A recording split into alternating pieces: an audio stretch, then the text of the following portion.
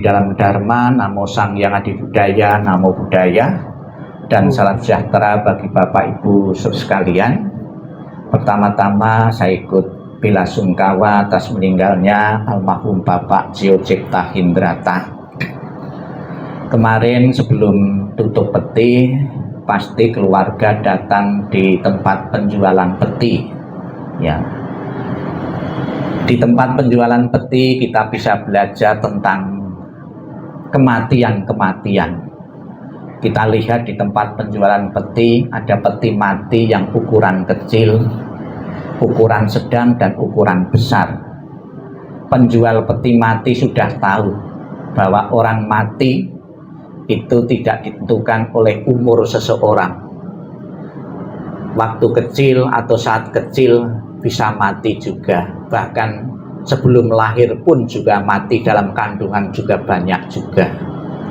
Ini sebuah pelajaran bagi kita bahwa kematian itu datang kapanpun, bisa terjadi setiap saat pada kita semua. Kemudian di tempat penjualan peti juga kita bisa melihat ada peti mati yang ditempeli atribut-atribut keagamaan, simbol-simbol keagamaan. Ada yang peti mati ditempeli di luarnya salib, ada stupa, ada ciri khas tradisi-tradisi tertentu agama Buddha maupun tradisi-tradisi yang lain. Ini juga sebuah pelajaran bagi kita, kamu beragama apapun juga akan mengalami kematian. Terbukti penjual peti juga sudah menyiapkan peti mati sesuai dengan agama yang dianut oleh seseorang, dengan simbol-simbol keagamaan itu. Kemudian di tempat penjualan peti kita juga bisa melihat dan bertanya kepada penjual petinya. Di situ ada harga-harga, dari harga yang murah, sedang, sampai harga yang mahal. Ini juga bisa kita bisa menyimpulkan bahwa kamu mempunyai ekonomi, ya, status sosial apapun juga akan mengalami kematian juga. Orang miskin juga bisa mati, terbukti sudah disiapkan peti mati yang harganya murah. Orang yang ekonominya sedang juga sudah disiapkan dengan harga yang sedang juga. Konglomerat, pengusaha pun juga bisa mengalami kematian, terbukti di situ juga ada peti mati yang harganya mahal. Jadi status apapun, ekonomi apapun bisa mengalami kematian. Ini semua bisa kita simpulkan bahwa kematian itu milik semua kehidupan. Siapapun yang pernah dilahirkan, cepat atau lambat, maut atau tidak mau, pasti akan mengalami kematian. Kematian dalam hal ini adalah kematian badan jasmani kita. Rohani kita, batin kita tetap akan berkesinambungan ke alam-alam yang lain. Seseorang yang meninggal menurut Dhamma, menurut ajaran Sang Buddha, disebabkan 4 faktor. 4 faktor ini untuk memperjelas dan mempermudah umat bisa menerima tentang penyebab kematian ini. Sang Buddha di dalam menjelaskan ajaran ini menggunakan perumpamaan pelita atau lilin. Matinya api lilin atau pelita itu disebabkan 4 faktor. Faktor yang pertama, pelita atau lilin itu bisa mati karena kehabisan minyaknya. Minyaknya habis, apinya mati. Kemudian kedua, sumbunya habis, ya, itu apinya juga mati. Kemudian bareng minyak dan sumbu bareng-bareng habis, bersamaan habis, juga apinya juga bisa mati. Kemudian yang keempat, api pelita atau lilin bisa mati karena tertiup oleh angin. Ya. Sang Buddha ingin menjelaskan bahwa kehidupan manusia mengalami kematian bisa disebabkan, yang pertama itu karena batas usia rata-rata manusia habis. Ya, jadi sekalipun diobati, dibawa ke sana kemari, batas usia rata-ratanya habis, ya akan mati juga. Ya, batas usia rata-rata manusia saat ini kurang lebih 70 sampai 75 tahun.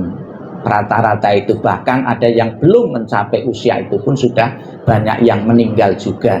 Namun juga ada kalanya juga di atas 80-90 juga ada. Itu mendapatkan bonus dari usia rata-rata manusia.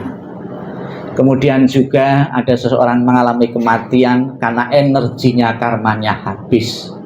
Kemudian bersamaan batas usia rata-rata manusia habis, bersama energi dalamnya habis juga akan mengalami kematian. Kemudian ada faktor yang lain, misalnya kecelakaan seperti tertiup angin di luar kebiasaan, ya itu mengalami kematian. Seseorang mempunyai umur tertentu, ya itu bukan kebetulan. Ada yang umurnya panjang, yang sedang, sampai yang pendek. Itu bukan kebetulan semata, namun berdasarkan sebab akibat dari perbuatan-perbuatan yang pernah dilakukan seseorang dalam kehidupannya, baik kehidupan yang lalu, saat ini, dan akan membentuk kehidupan yang akan datang.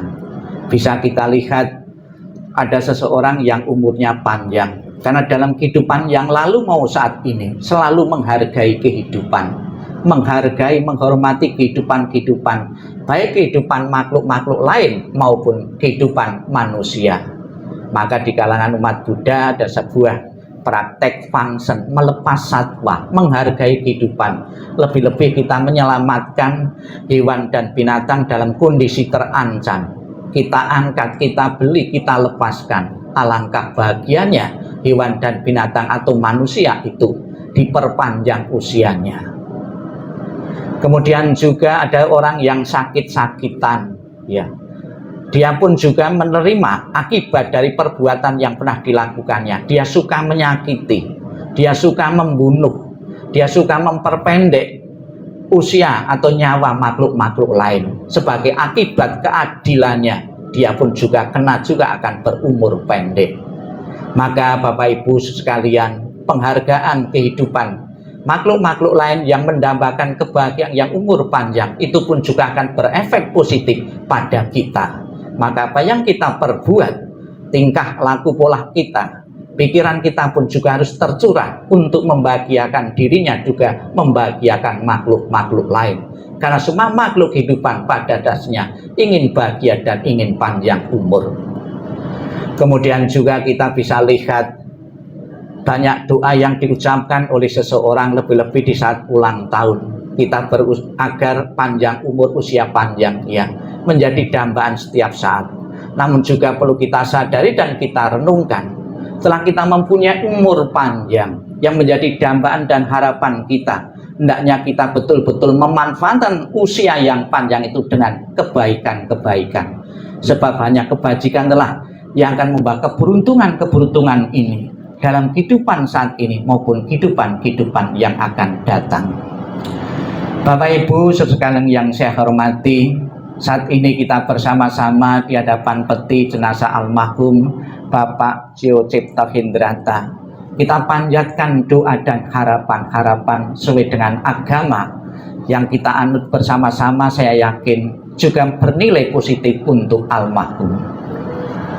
Namun kadang-kadang kita juga ragu, apakah betul doa itu berguna dan bermanfaat bagi seseorang yang telah meninggal. Sebab tidak ada yang ngasih tahu juga, ya. Namun saya akan membawakan sebuah ilustrasi yang diajarkan oleh Sang Buddha. Pernah ada seorang pemuda yang baru saja kehilangan ayahnya, ditinggal mati oleh ayahnya.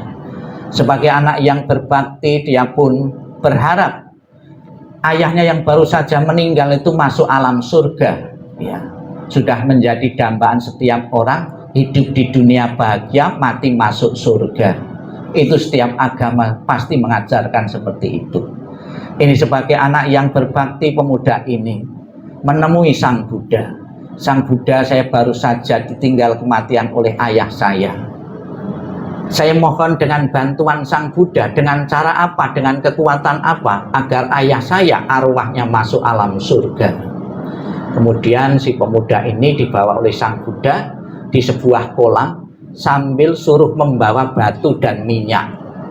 Setelah membawa batu dan minyak, Sang Buddha menyuruh, sekarang pemuda, kamu lempar batu tadi ke kolam, kemudian minyak tadi tuang ke kolam juga. Karena batu kalau di kolam itu, karena batu itu berat, kemudian tenggelam, minyak tadi terapung. Kemudian Sang Buddha menyuruh pemuda ini, sekarang pemuda, kamu mengundang para rohaniwan-rohaniwan dari berbagai penjuru yang kamu kenal untuk datang ke sini untuk memanjatkan doa agar batu yang tenggelam tadi bisa terapung, minyak yang terapung bisa tenggelam. Kemudian pemuda ini mengatakan, tidak mungkin Sang Buddha, sekalipun didoakan dengan agama apapun tidak mungkin. Loh, kenapa tidak mungkin? Karena sudah menjadi hukum alam. Sesuatu yang berat akan tenggelam, sesuatu yang ringan akan terapung. Kemudian Sang Buddha mengatakan kepada pemuda ini, demikian pula oh pemuda, kalau semasa kehidupannya orang tuamu melakukan perbuatan-perbuatan yang berat, perbuatan-perbuatan jahat, akan menenggelamkan di alam-alam bawah, alam penderitaan, alam neraka. Tapi apabila orang tuamu semasa hidupnya melakukan perbuatan-perbuatan ringan, perbuatan-perbuatan baik, akan mengangkatnya di alam bahagia, alam surga. Bapak Ibu, saudara sekalian, secara pasti saat ini almarhum telah meninggal. Di alam bawah atau di alam atas, secara pasti kita tidak tahu semua. Namun bagaimana seandainya di alam bawah, sebagai orang yang pernah mengenal beliau, ya, pernah menerima kebaikan-kebaikan beliau, agar mendoakan dan doa itu bermanfaat bagi leluhur atau berbagai arwah almarhum, ada caranya. Sebuah ilustrasi tadi, bagaimana batu yang berat tadi bisa berada di permukaan air, ada caranya. Ditaruh perahu atau ditaruh kapal, itu sudah otomatis berada di permukaan air. Demikian pula doa-doa ini ibaratnya kita membuat perahu-perahu dan kapal-kapal bagi arwah almarhum. Sekiranya almarhum berada di alam bawah, yakinlah doa yang diucapkan dengan penuh keyakinan dan ketulusan pasti bisa mengangkatnya di alam bahagia, alam atas, alam surga. Dan di samping doa yang kita ucapkan tadi, kita juga telah memohon berkah pelindungan dari Buddha Amitabha yang bertakhta sebelah barat. Di dalam janji dan sumpahnya Buddha Amitabha mengatakan, barang siapa menyebut namaku, mengulang namaku dengan penuh keyakinan dan berharap untuk terlahir di alam surgaku, maka aku akan menjemput arwah itu dan menempatkan di alam surga sucinya. Itulah doa-doa yang diucapkan kita tadi. Esensinya adalah kita membuat perahu-perahu, kapal-kapal bagi almarhum. Sekiranya almarhum berada di alam bawah, bisa terangkat di alam surga bahagia. Dan juga sebagai tanda bakti dan hormat kepada yang telah meninggal, secara tradisi maupun agama, di depan peti jenazah dipersembahkan saji-sajian makanan-makanan ini. Sekalipun dikatakan disajikan, dipersembahkan, sebetulnya juga tidak berkurang sampai besok pun. Jumlahnya juga tetap juga tidak tetel juga, namun tetap mempunyai nilai manfaat. Nilai manfaatnya bagaimana? Saya tetap disimpatiki oleh keluarga yang masih hidup, saya masih dilayani, saya masih diperhatikan. Rasa simpatik, rasa kepedulian yang hidup kepada yang meninggal itulah akan mengkondisikan arwah itu mempunyai kondisi bahagia. Kondisi bahagia yang dimiliki itulah yang akan mendukungnya telahnya di alam bahagia. Ada sebuah wejangan dan nasihat dari orang tua dulu, di saat melayat orang yang telah mati, di saat kumpul-kumpul ngobrol-ngobrol, jangan bercerita tentang kejelekan-kejelekan dari yang mati. Ceritalah apa-apa yang baik, ya. Maka saya lihat di beberapa tempat, mungkin Bapak Ibu juga menyaksikan, mendengar sendiri. Oh, Bante Cece ini baik sekali. Semasa hidupnya di mata saya tidak ada cacatnya. Setiap saat dia menolong. Kebaikan-kebaikan yang diceritakan, tidak pernah, jarang menceritakan tentang kejahatan atau keburukan-keburukan yang dilakukan. Karena akan mengkondisikan batin arwah itu memiliki kondisi menderita kalau diceritakan hal-hal yang buruk-buruk. Ini juga sebuah gambaran bagi kita Bapak Ibu sekalian, bahwa arwah pun juga masih mempunyai perasaan seperti kita. Maka dengan dukungan saji-sajian makanan-makanan sebagai bentuk perhatian, dan juga di samping makanan juga dihormati dengan menggunakan bunga-bunga sebagai simbol simpatik ini. Dan juga di kalangan umat Buddha, bunga sebagai simbol ketidakkekalan, ketidakabadian. kentara sekali yang bunga asli, yang bunga segar, dipetik ya, nanti ya sebentar lagi atau sore atau besok sudah layu. Ini sebuah pelajaran bagi kita, mengingatkan kepada kita bahwa kehidupan yang kita jalani di dunia inilah kehidupan yang tidak kekal. Kita pernah lahir, berkembang, dan akhirnya mengalami kematian. Mau atau tidak mau, suka atau tidak suka, pasti akan mengalami seperti itu.